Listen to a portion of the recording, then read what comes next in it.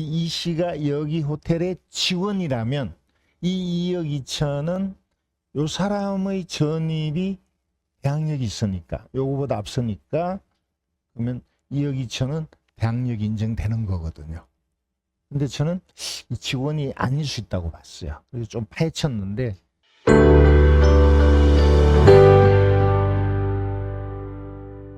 지금 얘기한 게 다 법으로 정해진 거예요. 대항력, 뭐 배당 이런 게 다 법으로 정해져 있는데 그 법이 뭐냐면 주택임대차 보호법이에요. 들어보셨죠? 주택임대차 보호법. 되게 여러분에게는 매우 중요한 법이에요. 이거 줄여서 주임법이라고 그래요. 법이라고 하는데 이 법은 여러분하고 매우 관련이 깊은데 왜 그러냐면 낙찰받는 게 세입자가 있으면 이 법을 적용하고 낙찰받은 다음에 여러분이 세를 줘도 이 법을 적용해요. 그러니까 매우 중요합니다. 여러분이 세들을 산다고 하면 역시 이 법의 적용을 받습니다. 어떤 경우에 받나? 주택이어야 이 법의 보호를 받습니다. 주택이어야 돼요. 주택이 뭐죠? 아파트가 주택인가요? 빌라가 주택인가요? 단독주택은 주택이죠. 오피스텔은요. 그러니까 용도에 따라 다릅니다. 그러니까 실제 여기서 주택이라고 했는데 아파트의 1층의 어린이집이 주택인가요? 아니에요. 아닙니다. 아파트 1층에 어린이집 하는 데가 있죠. 원래는 주거용으로 만들었는데 상가 말고 아파트 1층에 어린이집 있으면 이거는 이 법을 적용 안 한다 이 말이에요. 왜? 용도가 주거가 아니니까. 그렇죠? 그것처럼 오피스텔도 용도를 주거용으로 쓰면 이 법을 적용받고 이걸 업무용으로 쓰면 상임법의 적용을 받아요. 상가로 본다 이 말이에요. 그래서 주택에는 다 상가로 봐요. 그럼 이때 말하는 주택은 뭐냐? 실질적으로 주거용으로 사용하면 다 주택이에요. 상가인데 등기부나 건축물 대장이 상가로 돼 있어도 실제 주거로 쓰면 이 법을 적용받습니다. 아셨죠? 그러니까 서류상의 주택이어야 된다는 게 중요하지 않고 실제 주거용으로 사용하는 이런 의미예요. 그래서 아까 말한 어린이집은 1층 어린이집 이거는 경매 나오는 경우가 있어요. 그럼 이거는 거기 살고 있는 세입자 오피스텔도 업무용도 전입하고 이 주거용으로 보는 건 결국 전입하고 일상생활을 여기서 영위해야 돼요. 그러니까 뭐 애들 키우고 밥 먹고 자고 그죠? 여기서 직장을 다니고 이러면 주거용이 되는 거죠.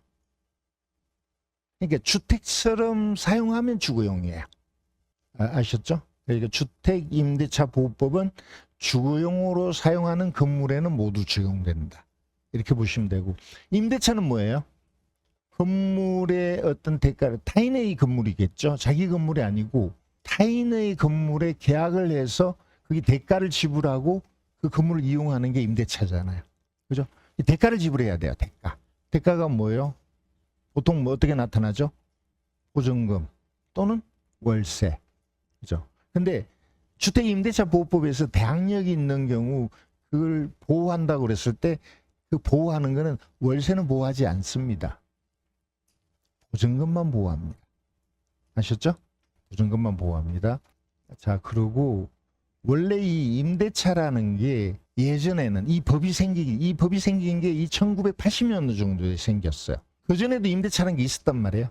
그럼 그전에 임대차는 뭘로 적용했냐? 그때는 민법으로 적용했어요. 민법을 적용하다가 민법의 임대차에 대한 규정이 좀 미비하니까 그리고 이 임차인이라는 사람이 경제적인 약자라고 봤어요. 국가 입장에서 볼 때. 그래서 이 경제적인 약자를 보호하기 위해서 주택임대차보호법을 만들어서 보호해 주는 거죠. 그럼 이 법의 보호를 받으려면 반드시 전입해야 돼요. 전입 안 하면 이 법의 보호를 못 받습니다. 전입할 수 있는 게 사람만 가능해요. 맞나요? 걔는 전입이 안 되죠. 회사가 전입이 되나요? 회사가 전입이 안 돼요. 그러니까 오직 자연인 사람만 된다 이 말이에요. 그러니까 예를 들어서 어떤 회사에서 자기 직원을 위해서 집을 계약하고 그 직원이 들어와가 산다 그러면 이 세입자는 누구냐면 회사예요. 들어와 있는 거는 사용하는 거는 직원이죠. 그러니까 이런 거 원칙적으로는 이거는 보호를 못 받는다 이 말이에요. 세입자가 들어와야 돼요. 아시죠? 그러니까 법인은 주택임대차 보호법에 적용을 못 받는다. 이렇게 보셔야 됩니다. 그리고 또 중요한 것, 아까 우리가 대항력을 얘기했었죠. 자, 임대차는 세 가지 조건이 있어야 돼요. 원래는 이렇게 세 가지가 다 있어야 돼요. 계약을 하고, 유상계약이죠. 무상은 보호 못 받습니다. 무상은 보호 못 받습니다. 유상으로 계약하고, 그러니까 보증금 월세가 있는 거죠.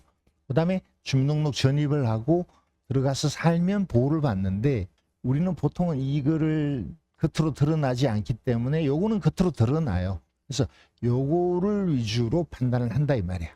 근데 요 전입이 근저당이나 감유나 압류보다 앞서면, 실제는 이 세 가지가 다 앞서야 되는데 우리 이제 판단할 때는 요 주민등록 전입이 앞선다는 얘기는 한 날은 안 돼요. 근저당을 4월 19일 날 했는데 4월 19일 날 전입하면 대항력이 없어요. 그러니까 하루라도 먼저 4월 18일 날 전입했다면 이 사람은 대항력이 있는데, 왜 하루라도 먼저 전입해야 되냐면 여기 보면 이길이라는 단어가 나오죠. 이길. 예. 4월 18일 날 전입하면 이 사람은 임차인으로서의 권리가 언제 생기나? 4월 19일인데 0시예요. 18일 자정 땡 하면 효력이 생긴다 이 말이에요. 그런데 4월 19일 날 근저당은 0시는 아니잖아요. 근저당 어디서 해요? 등기소사죠. 근데 이건 9시 이후니까.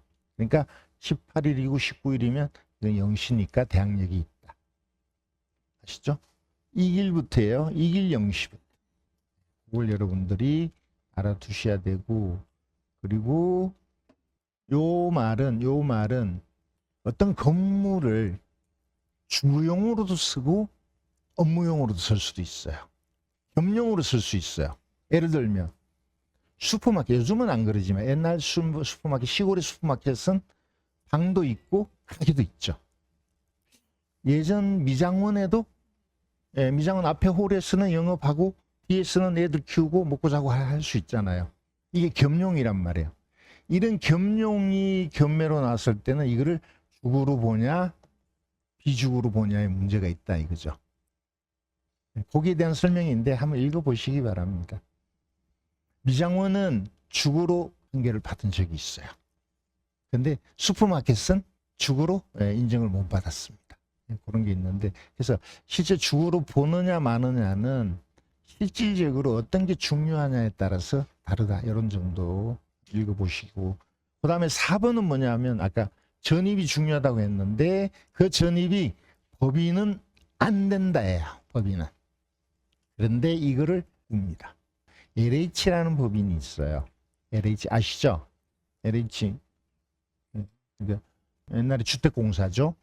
이 LH라는 데는 집을 지어서 임대 주기도 하고 분양하기도 하는데 이 회사가 이미 지어진 어떤 건물을 건물주하고 이렇게 계약해서 LH가 사는 게 아니고 다른 서민이 들어가서 살게 해주는 이런 역할을 합니다.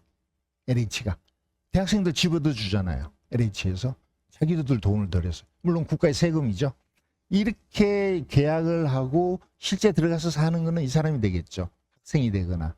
근데 이 학생이 전입했을 때 LH가 전입한 걸로 본다라고 법을 바꿉니다. 원래는 법인이 전입이 인정이 안 되는데 이런 내용이 있다는 거 알고 알아두시고, 그 다음에 이걸 확대를 합니다. LH만 그렇게 되는 게 아니고 중소기업이 그 직원을 위해서 집을 얻어주고 그 직원이 전입하면 이 세입자인 중소기업이 전입한 걸로 본다라고 법을 바꿨어요. 중소기업입니다. 대기업은 안 돼요. 알아두시는 게 좋을 것 같습니다. 그런 사례를 하나 볼까요? 22타경 102988 하나 한번 보겠습니다. 제가 이 집을 딱 낙찰받으려고 엄청 조사를 했어요. 득케이 제주호텔이라는 데가 세입자로 돼 있어요. 집주인하고 그렇게 계약을 했나 봐요. 그죠? 전세권도 설정하고 또 이렇게 임차인이라고 주장하는데, 그럼 여기 전입돼 있는 사람은 이 사람이에요. 이 씨예요. 그래서 이 득케이 제주호텔이 중소기업이라일 경우에, 그리고 이 씨가 여기 호텔의 직원이라면 이 2억 2천은 요 사람의 전입이 대항력이 있으니까, 요거보다 앞서니까, 그러면 2억 2천은 대항력이 인정되는 거거든요. 근데 저는 이 직원이 아닐 수 있다고 봤어요. 그래서 좀 파헤쳤는데 결국은 제가 낙찰을 못 받았습니다. 그러니까 이 두 개의 관계가, 여기가 전세권자면서 이 집을 얻어서 이 사람한테 다시 임대를 줬다면 대항력이 없어요. 근데 득케이 제주호텔이 얻어서 그 직원이 들어가서 살게 됐다면 대항력이 있어요. 그거를 아까 앞에서 얘기한 그걸로 여러분 이해를 하셔야 된다고요. 직원인 경우는 이 대항력이 인정되고, 요게 전입이 대항력이 있으니까 이 직원이 아니고 얻은 다음에 따로 이렇게 다시 세를 줬다면 대항력이 없다. 그러니까 대항력이 없으면 이걸 안 물어줘도 되잖아요. 가격이 이렇게 떨어졌거든요. 그죠? 근데 만약에 대항력이 있다면 2억 2천 이하에 살 수가 없어요. 물어줘야 되니까. 그죠? 그런 차이가 난다는 거죠. 그래서 지금 제가 한 얘기를 기억을 해 두시는 게 좋을 것 같습니다.